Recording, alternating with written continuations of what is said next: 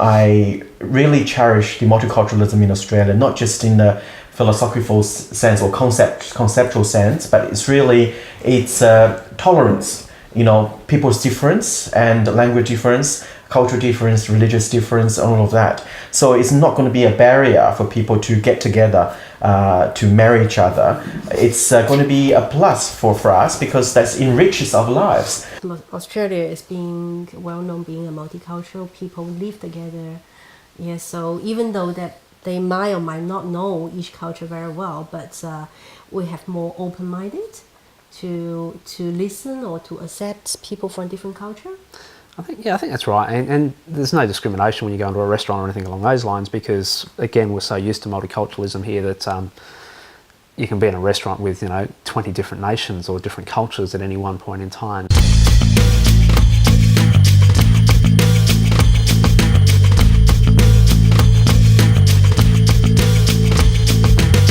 While there are those who remain cynical about the so-called values of multiculturalism, the openness of Australian society seems to make it easier for cross-cultural couples to find acceptance. I think it's definitely much easier living in a multicultural sort of city and country as well. Because as a couple, we haven't really necessarily faced any direct, comments that would be considered racist, or I'm trying to think of any stereotypes. Oh, really? I can't really think of anything. Yeah. Czechs are people who tend to stereotype quite a lot, the Vietnamese, the Gypsies, and it doesn't matter where you are, they always look at you, they stare at you, they make some sort of judgments about you. But in here, it's all of that, it's gone, it's not in the picture. And living here in Australia is really cool actually, because it's not like UK, but it's not China. It's kind of like, you could say it's in the middle, because it has the heat like China, but you speak English like England. So it's kind of like a compromise, as I said before. But sometimes living in two cultures isn't always fun. So is it easy to be Chinese in Australia? Yes and no. It is quite easy to have a Chinese culture in Australia since there's so much multicultural in Australia already. But the no is that sometimes if you just want to go out to a party or something, your mum doesn't really get how it works and stuff. So yeah. For all of the discussions surrounding the ideals and implications of multicultural society, multiculturalism can sometimes appear more theoretical than practical. The political theory to me is very abstract, actually a lot of theories are very abstract, but multiculturalism to me, what is it? My family live in Noble Park, which is very close to Springvale, which has a very high population of people from Asian backgrounds as well as European backgrounds like Maltese and Italian as well. So it's quite a cultural hub in terms of going into Springvale. So growing up, that I have very fond memories of holding onto my mum's hand and getting through the Asian grocery stores and seeing the piles of Asian Korean veggies and going through the fish market and the butchers and all that kind of stuff. I mean, I've heard that 1/3 of Melbourne is Asian, so I think that it's really helped us. It's more common than than unusual. There is a difference between the older generations and the younger generations, and growing up here in Melbourne, having that mix, of the traditional Chinese beliefs and cultures, and growing up in Melbourne, having all the, open-minded views and the mixture of opinions and everything, it all kind of does form a sort of a different generation, I think. Yeah. I like about Melbourne because of the trams and the multicultural is also. Public transport, never forget that one.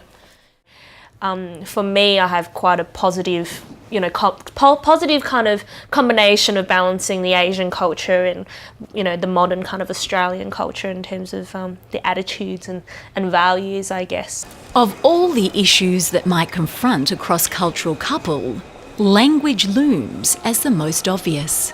Language, I think you need the basics, obviously, to know what each other's wants from each other. I'm not just talking about, pots, pans, milk and water. Talking about your feelings, your relationship, wants and not wants, etc. You need to have, to have a long-lasting relationship, you need to understand what the other party says. And if you're only speaking sign language to each other, then I think that those deeper things that make a relationship work could be quite difficult to get across, and therefore cause friction in the relationship. Right at the beginning, we did spend quite lots of time with Jason's grandparents, and I was surrounded... Parents, yes. So I was surrounded with lots of Chinese. I was in the environment, and it was very interesting language. And if you're part of this new kind of,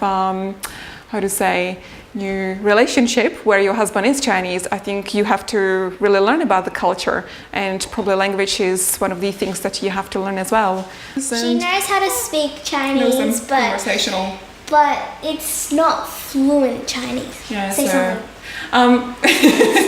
Yeah. Well, if I try to speak some Chinese, they always laugh at me, so I don't really like to speak too much of it. When Marcella first arrived and she went out with me, and we're all speaking Mandarin and she didn't understand at all a word of it, she felt so left out from the process. And at the time I didn't realize that. I just sit there and just look at people, and they have facial expressions and things like that. So, or just think about something else. I couldn't understand her at all until I went to check. I hated it going outside to restaurants, with Chinese people, and because I knew I'm just going to be sitting there and listening to them speaking Chinese. And so then I decided I have to do something about it. Probably have to learn some Chinese. So even though my parents cannot speak Czech, my mother-in-law cannot speak English or Mandarin, so there's always, hand gesture communication. You look at them communicating with each other, it's so funny. But it worked. It worked. At the beginning, you cannot speak English well. Doesn't matter. But the important is that you are now try hard to learn English. You can say that is very important for your future communication. 太阳，太阳出来照四方。 The challenge for cross-cultural parents is when, how, or even if they teach their kids both languages. For me, in the future, when we do have kids, it's very important for our children to be able to speak Cantonese.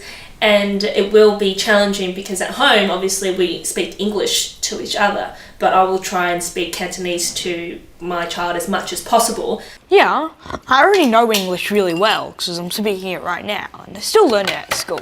But Chinese, I learn at home. I can speak Chinese, I can speak English, I can speak a little bit of Czech. Even though, we live in Melbourne, we still speak Cantonese at home. I speak predominantly English with my brother, but we were encouraged to speak Chinese to our parents, which I'm really grateful for, that I can speak Cantonese. Coming up after the break, we go speed dating, Asian Western style.